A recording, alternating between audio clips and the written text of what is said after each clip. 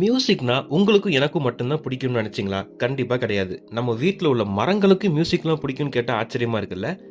Science என்ன சொல்லுதுன்னா, music play பண்ணா உடனே மரங்கள் ரியாக்ட் பண்றது இல்ல. ஆனா அதோட குரோத்ல நல்ல இம்பாக்ட் குடுக்குது அப்படின்றத சொல்றாங்க. 1973ல டாக்டர் டி.சி. சிங் அப்படின்னு ஒரு சயின்டிஸ்ட் பிளான்ட்ஸுக்குலாம் மியூசிக் ப்ளே பண்ணி ரிசர்ச் பண்ணதுல ஒரு ஆச்சரியமான விஷயத்த நோட் பண்ணியிருக்காரு. அது என்னன்னா, பிளான்ட்ஸ்லாம் மைல்ட் அண்ட் காம் மியூசிக்லாம் ப்ளே பண்ணா சீக்கிரமா குரோத் ஆகுது அப்படின்னும், இதே ராக் மியூசிக்லாம் ப்ளே பண்ணா குரோத் ஸ்லோவா இருக்கு அப்படிங்கறதையும் கண்டுபிடிச்சிருக்காரு. இதெல்லாம் நம்புற மாதிரியாங்க இருக்குது. சரி, அப்போ மரம், செடி, கொடிலாம் மியூசிக்க அண்டர்ஸ்டாண்ட் பண்ணிக்கிறாங்களான்னு கேட்டா அப்படி கிடையாது.